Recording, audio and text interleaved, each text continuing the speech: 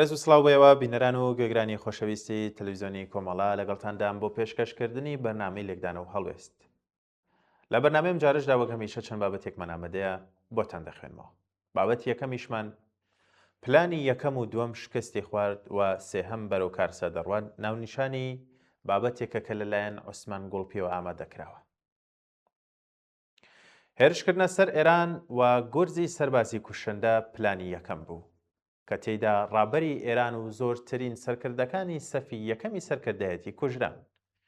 کوشتنی ڕابەر بە ئامانجی تەسلیمبوونی ئێران و خۆبەدەستەوەدانی بوو. بەڵام ئەم پلانە شکستی خوارد چونکە ئێران توانی خۆی بگرێت و دەست بکات بە وەڵامدانەوەی تند و فراوانکردنی جەنگەکە. ئێستا ئەمریکا و ئیسرائیل لە بەردەم سەرکردایەتیکی نوێی ئێراندا درێژە بە جەنگ دەدەن. پلانی دووەم کاریگەری دروستکردن بوو لەسەر شڵەژانی نێوخۆی و هەڵگەڕانەوە و خڕۆشانی جەماوەری لە سایەی لە ناوبردنی زۆرترین پێگەی سەربازی و ئەمنی و سەکۆی موشەکیدا. بەڵام ئەم پلانەشتا ئێستا سەرکەوتو نەبووە کە چاوەڕوان نەکراو بوو چونکە هەموو ئەگەرەکان بۆ ئەوە دەچوون دوای گورزی کوشندەی پلانی یەکەم هەموو ئەوانەی خواستی گۆڕینی ڕژێمیان هەیە ئەو دەرفەتە دەقۆزنەوە و هاوشانی گورزە سەربازیەکان لە نێوخۆدا ڕوبەڕووبوونەوە ڕوودەدات.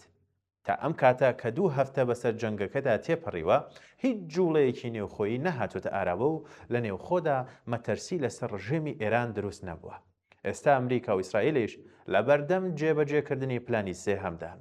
ئاسان نییە پێشبینیکردن بۆ ئەوەی چیتر ڕوودەدات، بەڵام ئەوەی ماوەتەوە بۆ قۆناغی سێیەم کارەساتی جەنگەکەیە. وێرانکاری و کارەساتی مرۆیی چاوەڕوان کراوە چونکە هەر جۆرە دەست هەڵگرتن و ڕێگەچارەیەکی تەجگە گۆڕینی ڕژێمی ئێران شکستە بۆ ئەمریکا و ئیسرائیل. ئەگەرچی ئێران هێندە لاوازیش بێت کە بە دەیان ساڵ نەیەتەوە ئاستی ئێستای، ئەوەی کە ئامانج بوو ڕوخاندنی ڕژێمەکە بوو نەهاتۆتە دی. بۆیە چاوەڕێ دەکرێت لە ئەگەری درێژە کێشانی جەنگەکەدا کاولکاری و کارەسات ڕووبدات. ئەوەش لە ئەنجامی ئەوەی ئەمریکا و ئیسرائیل خواستیانە لە کەمترین مەودادا ئامانجەکانیان بهێن نەدی و ئێرانیش مەیلی بەلای درێژەدانە بەکات تا کاریگەریەکانی وەستانی گەروی هورمز زیاتر دەرکەون و قەیرانەکان قوڵتر دەبنەوە لە ناوچەکەدا. بۆ ئەماش هەموو هەوڵێک دەدات بەرەی شەڕ فراوانتر ببێت. ئەوەی ماوەتەوە بڵین ئەوەیە مەترسی ئەم جەنگە تەنها لەسەر تاران نییە، بەڵکو ناوچەکە بە تەواوی لە بەردەم مەترسیدایە و هەرێمی کوردستانیش زۆرترین چاوی لەسەرە.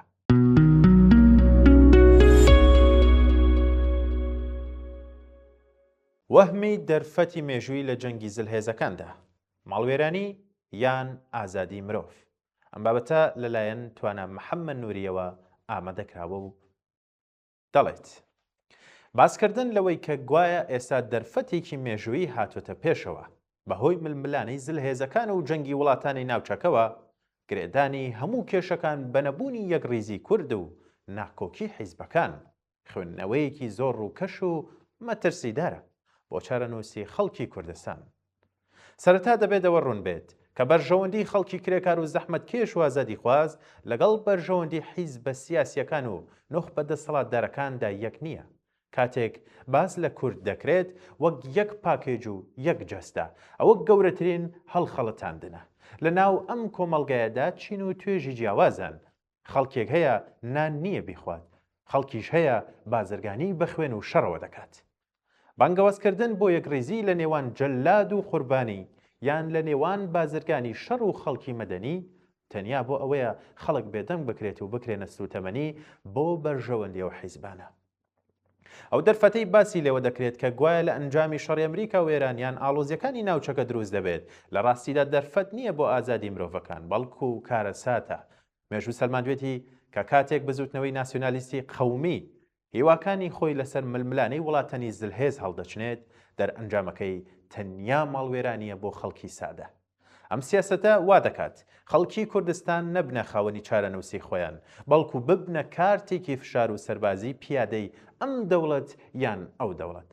ئازادی ڕاستەقینە بە سازش و مامەڵەی ژێربەژێر لەگەڵ زلهێزەکان بەدەست نایێت، بەڵکو بە هێزی ڕێکخراوی جەماوەری مەدەنی و کرێکاری و ژنان و لاوان بەدەست دێت. لێرەوە دەگەینە ئەو ڕاستیەی کە ستراتیژی چاوەڕوانی بۆ ئەمریکا و ڕۆژئاوا گەورەترین ژەهرە کە دەکرێتە ناو جەستەی کۆمەڵگاوە. ئەم سیاسەتە بە خەڵک دەڵێت ئێوە بچنە ماڵەکانتان و دەستەوەستان دابنیشن، با فڕۆکە و سەربازە بێگانەکان ڕزگارتان بکەن. ئەمەوە تا کوشتنی باوەڕ بەخۆبوون و ئیرادەی سیاسی خەڵک. کاتێک چارەنووسی کۆمەڵگایەک بە بڕیارێکی کۆشکی سپیان کۆبوونەوەیکی ناتۆ گرێ دەدرێت، خەڵک لە بکەرێکی چالاکەوە دەبنە تەماشاچێکی بێدەسەڵات. مێژوو فێری کردوین کە بۆ ئەمریکا پرسی کورد و هێزە سیاسیەکانی ناسیۆنالیستی کورد تەنیا کارتێکن بۆ کاتێکی دیاریکراو، نەک هاوپەیمانێکی ئەبەدی. پشتبەستن بەم هێزانە جگە لە بێ ئیرادەکردنی جەماوەری ناڕازی و سپاردنی ملیان بە بەرژەوەندی ئیمپریالیزم هیچ مانایەکی ترێ نییە. بەداخەوە ئەم پەتای چاوەڕوانی خۆڵواسینە بە هێزی دەرەکیەوە تەنیا یەخەی ناسیۆنالیستەکانی نەگرتووە، بەڵکو هەندێک ڕێکخرا و گروپی بەناو چەپ و کۆمونیستیشی گرتووەتەوە. ئەمانیش لە بری ئەوەی پشت بە هێزی ڕێکخراوی کرێکاران و جەماوەری ناڕازی ناوخۆ ببەستن کەوتونەتە داوی ئەو وەهمەوە کە گوایە دەستێوەردانی سەربازی ڕۆژئاوە سیناریۆیەکی وەکو عێراقیان لیبیا دەتوانێت دەرگای ئازادی بکاتەوە. ئەمە لادانێکی مەترسیدارە لە پرەنسیپە سەرەتایەکانی ئازادی خوازی، چونکە گۆڕینی ڕژێمێک بەدەستی هێزێکی ئیمپریالیستی هەرگیز واتای شۆڕش و ڕزگاری نییە، بەڵکو تەنیا دەستا و دەستکردنی دەسەڵاتە لەسەرەوە بەبێ ئەوەی بنەماکانی ژیانی خەڵک و سیستەمە چەوسێنەرەکە بگۆڕێت. سەبارەت بەوەی کە دەوترێت کێشەکە پەرتەوازەی حیزبەکانە دەبێت بپرسین، ئایا سروشتی و حیزبانە خۆی کێشەیەک نییە؟ ئەم هێزانە کە بە ئەقڵیەتی خێڵەکی و میلیشیایی و کۆنەپەرستیەوە سیاست دەکەن، تەنانەت ئەگەر یەکیش بگرن هەر ناتوانن ئازادی و یەکسانی بۆ خەڵک دابین بکەن. یەکگرتنی چەند هێزێکی سەرکوتگەر و دژە ئازادی تەنیا دەبێتە دروستکردنی هێزێکی سەرکوتگەری گەورەتر بۆ لێدان لە هەر دەنگێکی ئازاد لە داهاتوودا. نمونەی باشووری کوردستان و بەرەی کوردستانی لە ڕابردوودا دیارە. ئەوان یەکیان گرت، بەڵام بۆ دابشکردنی دەسەڵات و سەروەت و سامان لە نێوان خۆیاندا، نەک بۆ خۆشگوزەرانی خەڵک. بۆیە کێشەکە ئەوە نییە، ئەوان یەک نین. کێشەکە ئەوەیە بەرنامە و ئامانجیان دژی بەرژەوەندی خەڵکی کرێکار و زەحمەتکێش و جەماوەری ئازادی خوازە. نابێت چیتر خەونەکانی خەڵک بە دەوڵەتێکەوە گرێ بدرێت کە ناوەڕۆکەکەی دیار نییە. گۆڕینی پۆلیس و زیندانەوانی عەرەب یان فارس یان تورک بە پۆلیس و زیندانەوانی کورد ناوی ڕزگاری نییە. ڕزگاری بریتیە لە کۆمەڵگایەکی سکۆلار یەکسان مۆدێرن کە تێیدا مرۆڤ بێ گوێدانەنەتەوە ئاین و ڕەگەز ڕێزی لە بیگیرێت و مافی پارێزراو بێت و ژیانێکی شکۆمەندانەی هەبێت. ئەو هەلە مێژووی کە دەبێت کاری بۆ بکرێت هەلی جەنگ و وێرانکاری نییە، بەڵکو هەلی ڕێکخستنی خەڵکە لە دەرەوەی بازنەی حیزبی قەومی و ئاینیەکان بۆ ئەوەی دنیایەکی باشتر بۆ خۆیان دروست بکەن، نەک چاوەڕێی ڕەحمەتی کۆشکی سپی یان تاران بن. کورد و کرمانجی هێزی خەڵکی کوردستان لە یەکگرتنی حیزبەکاندا نییە، بەڵکو لە هاتنە مەیدانی ئیرادەی سەربەخۆی خەڵکدایە دژی ئەو سیستەمە جیهانی و ناوچەیە کە مرۆڤ دەکاتە قوربانی. تا ئەو کاتەی سیاست لە کوردستان لەسەر بنەمای نەتەوە پەرستی و چاوەڕوانی دەستی هێز و دەوڵەت ئیمپریالیستی و کۆنەپەرستەکانی ناوچەکە بڕوات، ئەم بازنە داخراوەی ماڵوێرانی هەردووبارە دەبێتەوە. جا حیزبەکان یەک بن یان 100 پارچە بن.